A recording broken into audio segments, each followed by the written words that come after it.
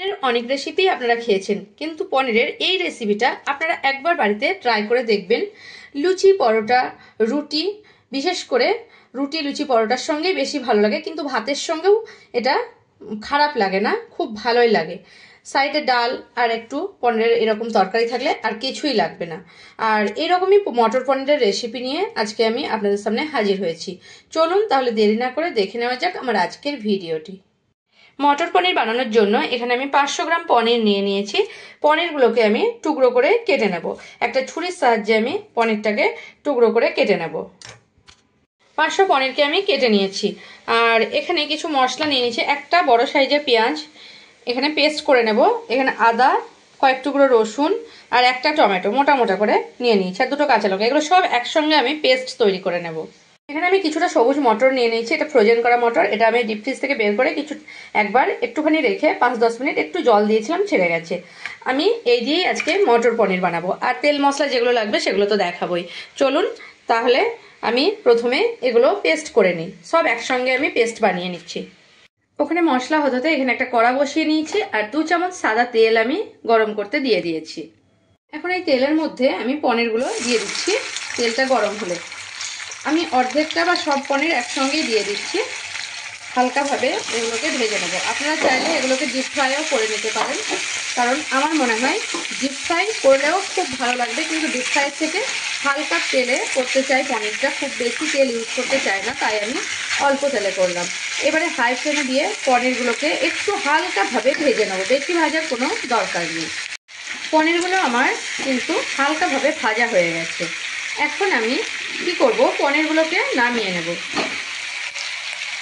আর পনিরগুলোকে নামিয়ে তারপর এখানে আমি উষ্ণ গরম জল করে রেখেছি। এই জলের মধ্যে কিন্তু পনিরগুলোকে আমি দিয়ে দেব সঙ্গে সঙ্গে, কারণ এরকম দিলে কিন্তু পনিরগুলো আপনাদের প্রচণ্ড সফট থাকবে। জলের মধ্যে, উষ্ণ গরম জলের মধ্যে যদি পনিরগুলোকে দেওয়া হয়।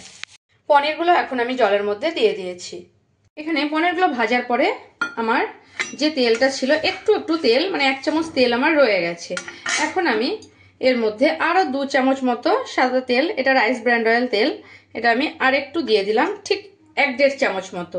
মোটমাট আমার 2 চামচ মতো তেল হয়েছে। আপনারা দেখলে নিশ্চয়ই বুঝতে পারছেন, কাছ থেকে দেখাচ্ছি আমি তেলটা কতটা। আর একটু লোহার কড়াতে করছি বলে দেখতে অসুবিধা হতে পারে, কিন্তু লোহার কড়াতে রান্না খুব ভালো হয়।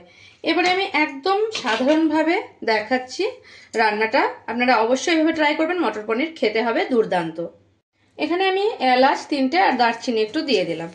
এগুলো ফুটে উঠলে যে মশলাটা আমি তৈরি করে রেখেছিলাম, টমেটো, পেঁয়াজ, আদা, রসুন সব এগুলো দিয়ে দিচ্ছি। মশলাটা আমি এখন দিয়ে দিয়েছি। আর যে মশলা আমি গ্রাইন্ডারের জারটা ধুয়ে একটু জলটা দিয়ে দিচ্ছি। মিডিয়াম টু লো ফ্লেমে রেখেছি। এখন আমি এর মধ্যে দিয়ে দেব 1/2 চামচ মতো হলুদের গুঁড়ো, আর দিয়ে দেব 1/2 চামচ মতো জিরের গুঁড়ো, আর দিয়ে দেব 1/2 চামচেরও কম, একটু কম ধনে গুঁড়ো। আর এখানে দিয়ে দেব আমি 2টো কাঁচা লঙ্কা বেটে দিয়েছি। ঝালটা আপনারা অবশ্যই দেখে দেবেন। আমি এখানে 1/2 চামচের মতো, 1/2 চামচেরও কম একটা ছোট্ট চামচের লঙ্কা গুঁড়ো দিয়ে দিলাম। এবারে মশলাটাকে আমি মিডিয়াম ফ্লেমে রেখে কষাতে থাকবো। ধীরে ধীরে মশলাটা কষতে থাকবে আমার। এখানে মশলাটা কষতে কষতে আমার যতক্ষণে তেল না ছাড়বে ততক্ষণ মশলাটা আমি এভাবেই কষাতে থাকবো। এখানে মশলাটা একটু আমার কষানো হয়ে গেছে, মানে পুরোপুরি হয়নি, এখন একটু বাকি আছে। তখন আমি 1/2 চামচ লবণ দিয়ে দিলাম, আর দিয়ে দিচ্ছি খুব সামান্য পরিমাণে একটু চিনি। চিনিটা 1/2 চামচ মতো আমি দিয়ে দিচ্ছি, কারণ পনিরে একটু চিনি না হলে কিন্তু একদমই ভালো লাগে না। আর দিয়ে দেবো 1 চামচ মতো, ছোট্ট চামচের 1 চামচ মতো কাশ্মীরি রেড চিলি পাউডার। এটা অবশ্যই কালার আনার জন্য, আপনারা চাইলে এটা অ্যাভয়েড করতেও পারেন, এটাতে টেস্টের কোনো বদল হবে না। এবার মিডিয়াম টু লো ফ্লেমে রেখে মশলাটাকে আবার 2 মিনিট আমি ভালোভাবে কষিয়ে নেব। মশলাটা আমার এখন কিন্তু ভাজা হয়ে গেছে অনেকটা, একদম 2-3 মিনিট হয়েছে এটা, মানে চিনি, লবণ এইসব দেওয়ার পরে। এবারে আমি কড়াইশুঁটিগুলো দিয়ে দিচ্ছি। কড়াইশুঁটিগুলো দিয়ে আমি এইভাবে এটাকে 1-2 মিনিট নেড়ে নেব। কড়াইশুঁটিগুলো দেওয়ার পরে 2 মিনিট পরে পনিরগুলো আমি দিয়ে দিচ্ছি জল থেকে ছেঁকে। তারপর যতটুকু জল প্রয়োজন ততটুকু, যে জলে আমি ভিজিয়ে রেখেছি সেই জলটা আমি একটু একটু করে দিয়ে দেব। এবারে সব পনিরগুলো আমি এর মধ্যে দিয়ে দিচ্ছি। লবণ আর চিনিটা অবশ্যই আপনারা একটু টেস্ট করে নেবেন। এবারে পনিরগুলো দেওয়ার পর আমি সব মিশিয়ে নিচ্ছি ভালোভাবে।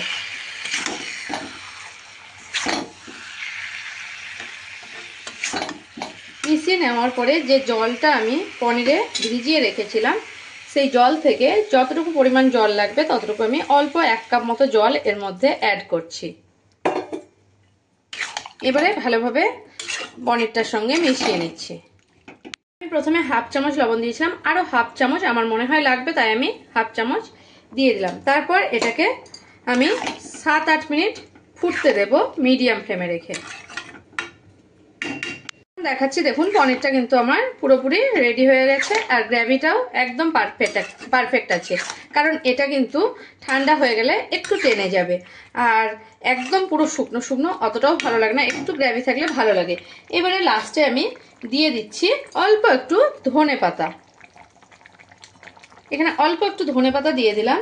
ধনেপাতাটা দিয়ে আমি এটাকে মিশিয়ে নেব আর এটাকে আমি এখন নামিয়ে নেব। গ্যাসের ফ্লেমটা আমি অফ করে দিচ্ছি। এটাকে আমি একটা বাটির মধ্যে নামিয়ে নিচ্ছি।